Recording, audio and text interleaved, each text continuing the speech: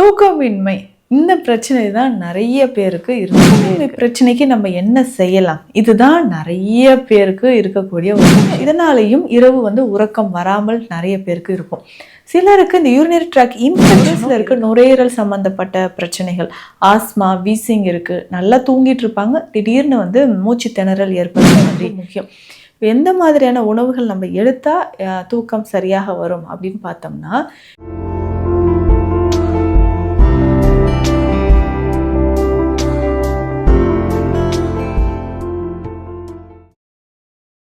வரம் நேயர்களுக்கு வணக்கம். நான் டாக்டர் நித்யா, சித்தா ஃபிசிஷியன். தூக்கமின்மை இந்த பிரச்சனை தான் நிறைய பேருக்கு இருந்துக்கிட்டே இருக்குது. இந்த ஆழ்ந்த உறக்கம் வர்றதுக்கு என்ன தான் செய்யலாம் அப்படின்ற ஒரு கேள்வி நிறைய பேர் என்கிட்ட கேட்டீங்க. கமெண்ட்ஸ்லேயே நிறைய பேர் கேட்டிருந்தீங்க. தூக்கம் வர்றதுக்கு என்னங்க செய்யலாம்? அதை தேடுறதுக்கு முன்னாடி எதனால் நமக்கு தூக்கம் வராமல் இருக்குது, இந்த தூக்கமின்மை பிரச்சனைக்கு நம்ம என்ன செய்யலாம், இதுதான் நிறைய பேருக்கு இருக்கக்கூடிய ஒரு விஷயம். பொதுவாக பார்த்தோம்னா இந்த சர்க்கரை நோயாளிகள் இருப்பாங்க, டயபெட்டிக் பேஷண்ட்ஸு. இந்த சர்க்கரை நோயாளிகளுக்கு பார்த்தோம்னா இந்த தூக்கமின்மை பிரச்சனை இருந்துக்கிட்டே இருக்கும். ஒன்று கை கால்களில் பார்த்தோம்னா ஒரு மாதிரி எரிச்சல், இரவு நேரத்தில் தான் அதிகமான எரிச்சல் இருக்கும். உள்ளங்கால் பகுதியில் பார்த்தோம்னா அதிகமான ஒரு மதப்பு, எரிச்சல் இருந்துக்கிட்டே இருக்கும். தூங்கவே முடியலங்க அப்படின்னு சொல்லுவாங்க. அதே மாதிரி ஃப்ரீக்வெண்ட் யூரினேஷன் அப்படின்னு சொல்கிற ஒரு கண்டிஷன். இரவு நேரத்தில் நம்ம உறங்கும் பொழுது 2 மணி நேரத்துக்கு ஒரு வாட்டி என்ன பண்ணுவாங்கன்னா அடிக்கடி யூரின் போகிற மாதிரி ஒரு நிலை ஏற்படும்.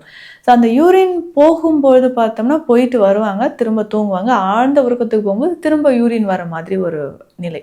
ஸோ இதனாலேயும் இரவு உறக்கம் வராமல் நிறைய பேருக்கு இருக்கும். சிலருக்கு இந்த யூரினரி ட்ராக் இன்ஃபெக்ஷனும் இருக்கிறதுனால அடிக்கடி யூரின் போவாங்க. பிளாடரில் இன்ஃபெக்ஷன் இருந்துச்சு அப்படின்னாலும் அடிக்கடி யூரின் போகிற மாதிரி ஒரு நிலை ஏற்படும். ஸோ பிளாடரில் பார்த்தோம்னா நிறைய பேருக்கு போஸ்ட் வாய்ட் யூரின் அப்படின்னு சொல்லுவாங்க. யூரின் போனதுக்கு பிறகு கொஞ்சம் பிளாடரில் யூரின் தேங்கி இருக்கும். அது இன்ஃபெக்ஷன் ஆகி திரும்ப நமக்கு பிரச்சனைகளை உண்டாக்குது, யூரினரி ட்ராக் இன்ஃபெக்ஷன் ஏற்படுது அப்படின்னு சொல்லலாம். இன்னும் ஒரு சிலருக்கு நுரையீரல் சம்மந்தப்பட்ட பிரச்சனைகள், ஆஸ்மா, வீசிங் இருக்குது. நல்லா தூங்கிட்டு இருப்பாங்க, திடீர்னு மூச்சு திணறல் ஏற்படுற மாதிரி, நெஞ்சில் பகுதியில் ஏதோ அடைச்ச மாதிரி இருக்குது அப்படின்னு சொல்கிற ஒரு நிலை ஏற்படும். ஸோ இது எல்லாமே நமக்கு தூக்கம் வராமல் நமக்கு செய்யுது. இரவு நேரத்தில் நிறைய பேருக்கு அல்சர் கம்ப்ளைண்ட் இருக்கும், வயிறு எரிச்சல் இருந்துக்கிட்டே இருக்குங்க அப்படின்னு சொல்லுவாங்க. இதனாலேயும் உறக்கம் இல்லாமல் போகுதுன்னு சொல்லலாம். இல்லை ஒரு சிலருக்கு என்னென்னா ஆழ்ந்த உறக்கம் இல்லாமல் ஏதாவது ஒரு திங்கிங் இருந்துகிட்டே இருக்கும். தூங்கும்போதும் ரொம்ப சென்சிட்டிவாக இருப்பாங்க.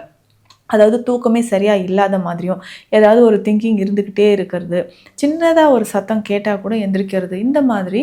ஸோ சரியான ஒரு ஆழ்ந்த உறக்கம் இல்லாத ஒரு நிலை. இன்னும் முக்கியமாக பார்த்தோம்னா நம்ம மூச்சு குழாய்களில் ஏதாவது ஒரு சின்னதாக ஒரு அடைப்பு, அப்ஸ்ட்ரக்ஷன் இருந்துச்சுன்னா இதனால் மூச்சு விடும்பொழுது நமக்கு சிரமம் ஏற்படுற ஒரு நிலையும் இருக்கும். ஸ்லீப் ஏப்னியா அப்படின்னு சொல்லுவோம். இதுதான் நிறைய பேருக்கு குரட்டை பிரச்சனை அப்படின்னு சொல்கிற ஒரு நிலை.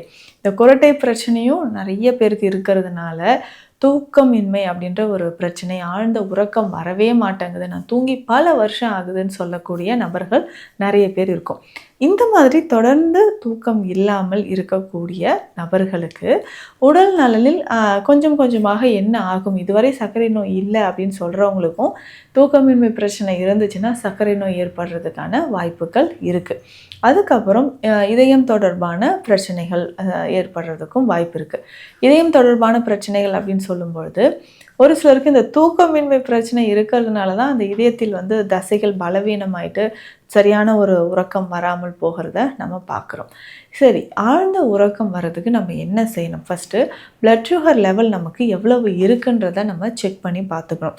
ஸோ பிளட் சுகர் லெவல் அதிகமாக நமக்கு தூக்கம் வராமல் போகிறதும் ஒரு கண்டிஷனாக இருக்குது. என்னென்னா பேசிக்காகவே சுகர் இருக்கக்கூடியவங்களுக்கு இரவு சரியாக உறக்கம் வராது.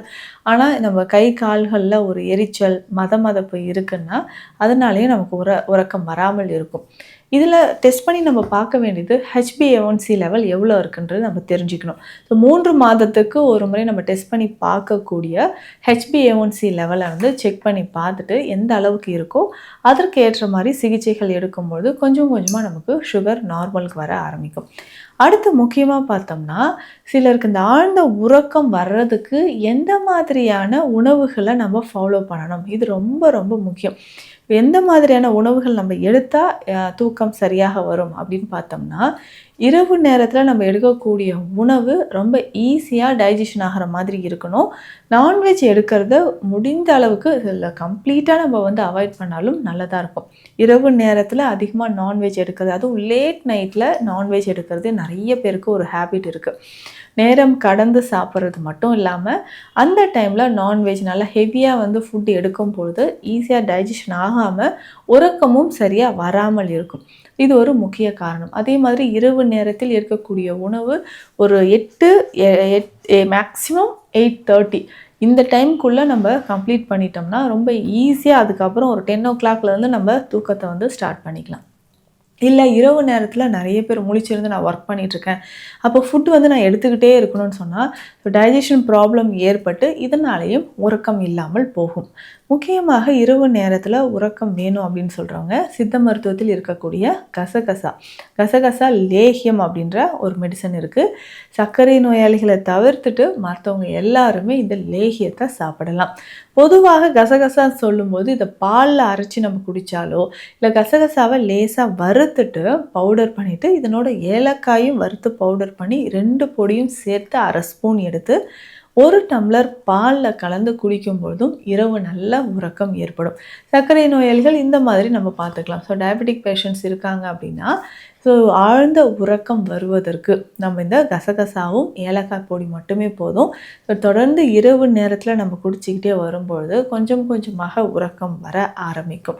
இல்லை நம்ம வந்து நார்மலாக இந்த கசகசா லேகியமாக பயன்படுத்தும் போதும், ஏன்னா இந்த லேகியத்தில் நமக்கு ஜாதிக்காயும் ஒரு சின்ன அளவில் நம்ம சேர்த்து தான் செய்வோம். அப்போ ஜாதிக்காயும் என்ன பண்ணுன்னா தூக்கத்தை உண்டாக்கக்கூடியது. அஸ்வகந்தா அப்படின்னு சொல்லக்கூடிய அமுக்குரா கிழங்கு இதுவுமே இந்த லேகியத்தில் சேருது. இதுவுமே என்ன ஆகும்னா உறக்கத்தை உண்டாக்கக்கூடியது தான். அப்போ கசகசா லேகியமும் நம்ம சாப்பிட்லாம். இல்லை அதற்கு மாறாக அஸ்வகந்தா பயன்படுத்தி நம்ம தூக்கத்தை வர வைக்க முடியுமானா நிச்சயமாக. ஏன்னா அஸ்வகந்தாக்கு பேரே வித்தானியா சோம்னிஃபெரா அப்படின்றது தான் இதோட பொட்டானிக்கல் நேம். ஸோ சோம்னிஃபெரா அப்படின்றது கொஞ்சம் தூக்கத்தை உண்டு பண்ணக்கூடியது.